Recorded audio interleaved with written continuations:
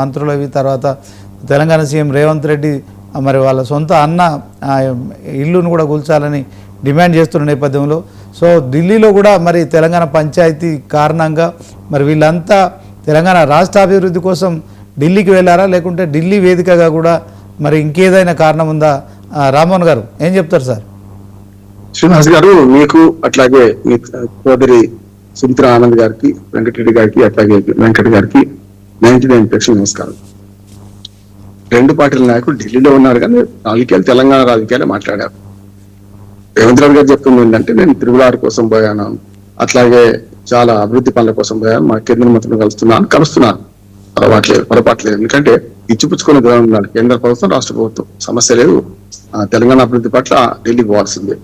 కేటీఆర్ కూడా ఎందుకు వెళ్ళారో వారు వివరించలేదు కానీ కేటీఆర్ గారు ఢిల్లీలో ఉన్నాడు. యాదృచ్ఛికం కాకపోతే అది అక్కడ విషయాలు అక్కడే ఇప్పుడు తెలంగాణ విషయాలు మాట్లాడుతున్నారు. హైడ్రాను మళ్ళీ బంగాళాఖాతంలో పడేస్తామన్నారు. గతంలో అది మన ధరణిని బంగాళాఖాతంలో పడేస్తామని చెప్పి ధరణి స్థానంలో ఏమొచ్చింది? భూభారత్ వచ్చింది. అంటే కత్తి పోయి డాల్ వచ్చే డామ్ అన్నట్టు అందులో విషయాలు కొత్త సీసా పాత సారా చూసినాం మనం. హైడ్రా నేను సమర్థిస్తున్నాను, మంచిదా. కానీ పేదల భుజాల మీద తుపాకీ పెట్టి పెద్దలు దీనిలో కోర్టు సెల్ తెచ్చుకుంటారు. దానివల్ల సమస్య వస్తున్నాం. సమస్య ఎక్కడ ఏంటంటే పేదల భుజాల మీద తుపాకులు పెట్టి వీళ్ళు కోర్టుకు వెళ్ళేవాడు ఎవరు వెళ్తున్నారు? డబ్బులు ఉన్నవాడు వెళ్తున్నారు. డబ్బులు లేని వాడేమో నిలుపులు కొడుతున్నా రామచంద్రాన్ని బజార్లు పడుతున్నారు చూస్తున్నాం కదా.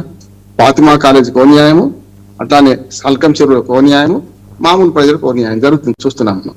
ఇందులో రెండు పార్టీలు, ప్రతిపక్ష పార్టీ బీఆర్ఎస్ కానీ కాంగ్రెస్ పార్టీ కానీ అధికార పార్టీ, ఈ రెండు కూడా అసలు చూడండి మొత్తం వీళ్ళ ఆరోపణలు ఎక్కడ కూడా సల్కం చెరువు గురించి మాట్లాడారు, అట్లాగే మన ఓవైసీ కాలేజీ గురించి ఎక్కడ మాట్లాడరు.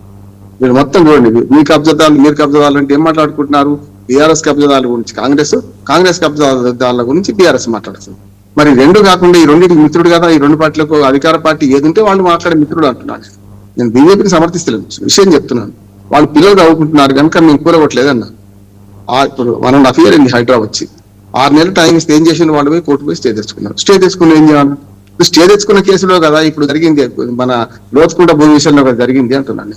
లోతుకుంట భూమి విషయంలో ఇప్పుడు రేవంత్ రెడ్డి ప్రభుత్వం ఏం తప్పు చేస్తుందంటే వాళ్ళు ఏమంటున్నారు?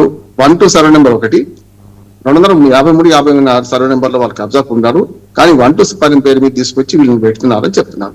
దానికి దీనికి 3 kilometers దూరం ఉంది. ఇది రుజువు చేసేందుకు ఎంత కాలం పడుతుంది అంటున్నాను. ఇప్పుడు 3 స్టేలు ఉన్నాయి, దానికి 2 స్టేలు ఉన్నాయి. ఇప్పుడేమో కోర్టు ధిక్కారం కింద 63 కేసులు పాతవి ఉన్నాయి. రంగనాథ్ కింద కొత్త 2 కేసులు బుక్ అయింది. అంటే ఏమన్నట్టు కోర్టు ఏమంటుందంటే కోర్టు కూడా 3 ఏళ్ళకి వెళ్తలేదు అంటున్నాను నేను. ఒకవేళ నిజంగా ఇది నిజం అనుకుంటే కోర్టు స్టే ఇవ్వద్దు, స్టేటస్ కో ఇవ్వాలి. స్టే ఇస్తే ఏమవుతుంది? కబ్జాదారు పోయి మళ్ళీ అదే భూమి మళ్ళీ కబ్జా పెడుతున్నారు కదా. ప్రతిసారి హైడ్రా రంగనాథ్ పోతున్నాడు కదా. హైడ్రా మీద ఏముందంటే స్పెసిఫిక్ గా సెలెక్టెడ్ కేసులు చేస్తున్నారు, దానివల్ల హైడ్రా మీద విమర్శ వస్తున్నది. హైడ్రా అన్ని తానే అన్నాయి మొదలు పెడుతుంటే ఏమవుతుందంటే ఒక అధికారిగా కాక రాజకీయ నాయకుడి కంటే ఎక్కువ యాక్ట్ చేస్తున్నాయని కోర్టే అన్నమాట కాదు. సమస్య ఎక్కడ వస్తుందంటే హైడ్రా ఏర్పాటైన కొత్తలో ఎన్కన్వెన్షన్ కూలగట్టగానే బీఆర్ఎస్ తో సహా ప్రతిపక్షాలను బీజేపీతో నాతో సహా అందరూ హర్షించారు. ఎందుకంటే మొదలైంది అని చెప్పి. ఎన్కన్వెన్షన్ ఏముంది? FTL లెవెల్లో ఉంది. అక్కడ నిర్మాణాలు చేయొద్దు, వ్యవసాయం చేసుకోవచ్చు, పార్కులు పెట్టుకోవచ్చు, లేకుంటే ఏదైనా కట్టుకోవచ్చు, కానీ నిర్మాణాలు చేయొద్దు అనే దాని మీద ఉన్నది కనుక అది అయిపోయింది. అక్కడి నుంచి మొదలై నిజామాబాద్ నిట్రా అని, వరంగల్ వాటర్ అని, అట్లా ఒక్కొక్కటి కావాలని ప్రజలు కూడా ఊరేగింపు తీశారు, రాజకీయ పార్టీలను ఆహ్వానించిన దాన్ని. కానీ రంగనాథ్ గారి పనితీరు ఏముందంటే తానే మంత్రి తానే రాదన్నట్టు ప్రవర్తించడము, సెలెక్టివ్ కేసులలో చేయడంతో వచ్చిన సమస్య అంటున్నాను. ఇక్కడ ఇప్పుడు మొన్న కోర్టు ధిక్కార కేసులో ఒక మాట అన్నది హైకోర్టు, ఏమన్నదంటే బ్యారక్స్ లో పంపిస్తాం మేము, మనకు యూనిటీని తోలుతా అన్నది. కొంచెం తీవ్రమైన వ్యాఖ్య కావచ్చు. కానీ ఇప్పుడు ఏమంటున్నారు అంటే రేవంత్ రెడ్డి గారు పూర్తిగా దాన్ని సమర్థించుకుంటున్నారు, సమస్య లేదంటున్నాను. నేనేమంటే వెనుకేసుకు రానండి, నష్టం లేదు. కానీ ఏవైతే పేదల భూమి గాజు రామంలో గులగొట్టింది కదా, ఖమ్మంలో గులగొట్టింది కదా, మూసీ నది పరివాహక ప్రాంతంలో గులగొట్టింది కదా, ఇది ఒకటి కాదు కదా. అవన్నీ ఏమైతున్నాయంటే ఎవరైతే కొంచెం పేదలు ఉన్నారో వాళ్లకు సల్కం చెరువులో కాలేజీ ఏమో పిల్లల చదువులు పుస్తకం చెప్తున్నారు. మరి పిల్లల బతుకులు, పుస్తకాలు, హోంవర్క్లు, పుస్తకాలు బయట తీసేసి టిఫిన్ బాక్సులు బయట కొట్టేసి ఇల్లు కూడా కొట్టారు కదా. అది జరిగిందా జరగలేదా? అందుకని ఏమంటున్నారంటే హైడ్రా మీద చాలా విమర్శలు ఉన్నాయి, ఏకపక్షంగా వ్యవహరిస్తున్నారని ఒక మాట ఉన్నది. కానీ అదే హైడ్రా మరి ఇప్పుడు ఇద్దరు చెప్తున్నారు కాంగ్రెస్ హయాంలో కాంగ్రెస్ ఏమంటుంది, బీఆర్ఎస్ వాళ్ళు ఎంతమంది ఉన్నారో జనవాడ ఫామ్ హౌస్ నుంచి మొదలు పెడితే అన్నిటి గురించి వీళ్ళు మాట్లాడుతున్నారు.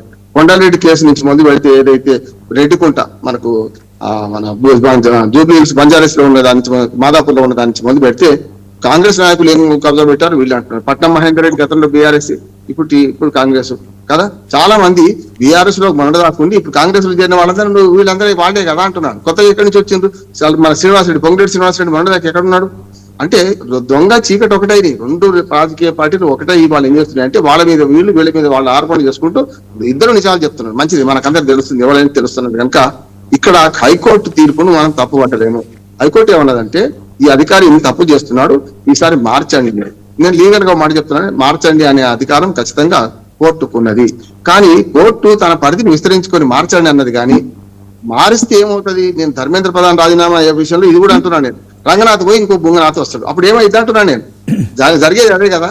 అన్ని వ్యవస్థలను నాశనం చేసి, అంటే రెవెన్యూ వ్యవస్థ పనికిరాదు నేను అన్నమాట. హైకోర్టు అన్నమాట శ్రీనివాస్ గారు, రెవెన్యూ వ్యవస్థ నిర్వీర్యం చేస్తూ మనకు జిహెచ్ఎంసీ పోతుంది, ఇతర మనకు నీటిపారుదల శాఖ పోతుంది, అలాంటి ఇరిగేషన్ డిపార్ట్మెంట్ పోతుంది. ఇవన్నీ పక్కన పెట్టి అన్ని అధికారులు వాళ్ళకి కట్టబెట్టడం అనేది అధికారులు మొత్తం ఒకే దగ్గర ఉంటే తేలుకు పెత్తనం ఇస్తే తెల్లని నాకు కుట్టి చంపినట్టే ఇది అంటున్నాను. ఈ అధికారులు ఎవరి దగ్గర వాళ్ళకున్నాయి అనుకోండి, అప్పుడు ఆటోమేటిక్ ఉంటుంది. కానీ ఏమైందంటే ఇప్పటిదాకా జరిగింది, రెవెన్యూ వాళ్ళు దొంగ సర్టిఫికెట్లు ఇచ్చేస్తారు పట్టాభూమి అని. వాళ్ళే పట్టాభూమి అంటారు, వాళ్ళే రంగనాథ్కి ఏమో ఇది గవర్నమెంట్ ల్యాండ్ అని ఇస్తారు. ఇప్పుడు జరుగుతుంది అదే. సర్వే నెంబర్ 1-2 పేరు మీద వీళ్ళు స్టే తెచ్చుకున్నారు. కానీ మేము మన కంటోన్మెంట్ పరిధిలో ఉన్న 40 ఎకరాలు 2500 సంవత్సరాల కింద అవి రాళ్ళు గుట్టలు వాటిని పే చేస్తున్నారు అని అక్కడ పర్యావరణవేత్తలు అక్కడ స్థానికులు ఫిర్యాదు చేస్తే మేము కల్పించుకోవడం వీళ్ళు అంటున్నారు. ఇంకా సింపుల్ కదా. హైడ్రా ఏం చేయాలి? ఈ సర్వే నెంబర్ వాళ్ళు చెప్తున్న సర్వే నెంబర్ వేరు ఇది వేరు నిరూపిస్తే అయిపోయింది కదా. దానికి ఎవరు చేయాలి? రెవెన్యూ వాళ్ళతో పర్మిషన్ తీసుకోవాలి.